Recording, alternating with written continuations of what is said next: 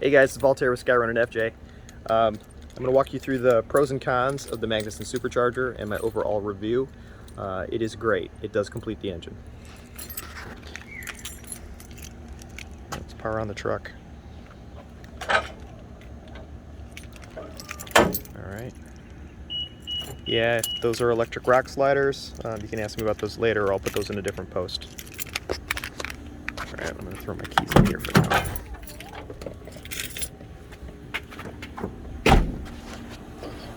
All right, so a lot of people are asking me, is it worth it?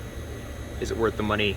You know, I think they charge $5,000 for the lower model, and for the higher model, at least for the 2010 to 2014, I think, is the later model, about $6,000. It's totally worth it because their whole system is quite amazing. So the whole installation package, their manual, full color photos, it's like an 80-page manual, the tune, download and upload tool. I mean, that's just great. And the fact that I was able to put this in a day and a half is ridiculous. And the fact that it also started up on the first try and I was just able to drive. All right, so let me show you some of the things that I've done. So I've got quite a few mods on Skyrunner and FJ. So I've got an external reservoir here that I moved for the windshield wiper fluid, so that's going to interfere with something that they wanted to do.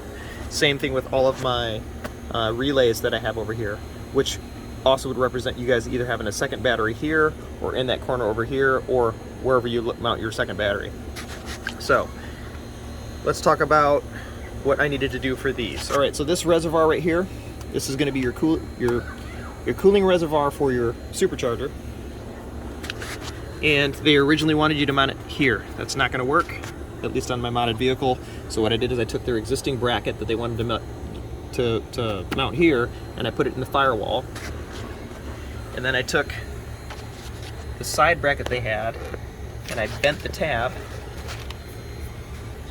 Here, so you can see that. Bent the tab right there, so you can see that I was able to bolt to the aluminum shelf that I have in there. Okay. Also, this bracket pulley here, it's not the best of quality. I have one for my FJ40 made by Dirty Dingo, and that thing's a beast. It cost $260 for that bracket though, so I can understand why this is kind of less quality. It has a spacer on the other side, all right? I don't know if you can see it. Yeah, it's black down there, so it's hard to see. But it keeps the distance of the bracket from the engine, and you have to hand screw it in and then tighten it with a 12mm wrench. Well, threading it with my fingers straight in line outside of the truck out here so I could see it, it bound, and the teeth or the threads bound with each other. So I literally had to take it out and cut the end off and then re-thread it and put it back in. So this is the only part that upset me. I didn't like this bracket. All right, so also the instructions. So when the instructions go and you're reading through them, make sure you read through them all before you start your process of installing, because some of them are out of order. For example, they had me put all the pulleys on, then they had me put the belt on, and then they wanted me to put the bracket on. Well, hold on. In order to put the bracket on, you can't have the bolt in and the tensions from the belt, so I had to take the belt off, I had to loosen both of these pulleys, take the bolts out, put the bracket on, then put it all back together and put the belt back on. So read all the way through the instructions. This piece here needs to be a 1/4 inch this far out, away from the engine. I think they made this spout too short, okay?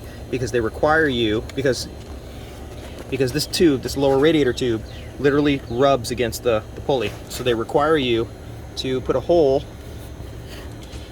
inside the shroud and then use their large Loctite to pull it away from the pulley. Now the issue is with the manual is most of the photographs in the manual are a 4Runner. So where they mount on the 4Runner, it doesn't make any sense where they want you to do it here. They wanted me to put it down farther on the nub that sticks out here that holds the two tubes here.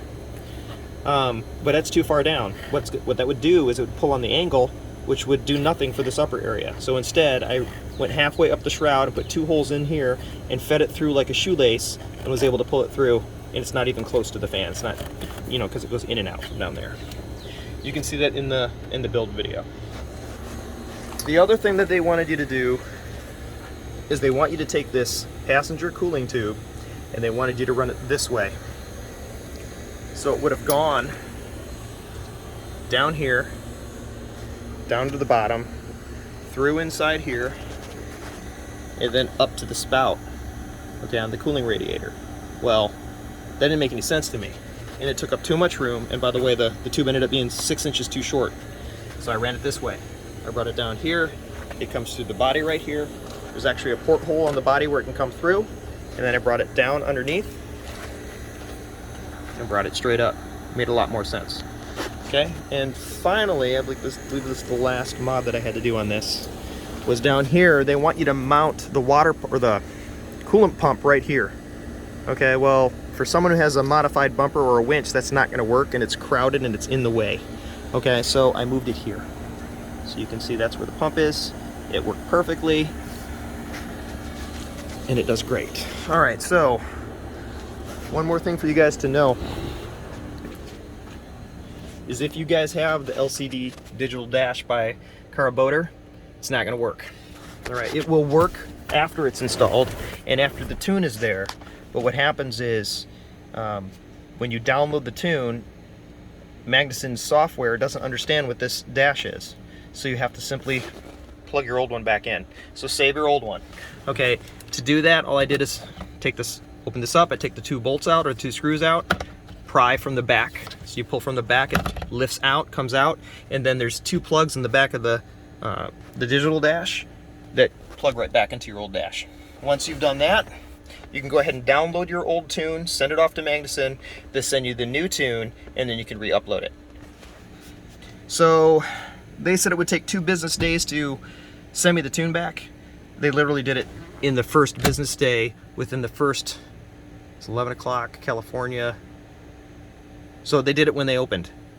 I literally had my tune. All right.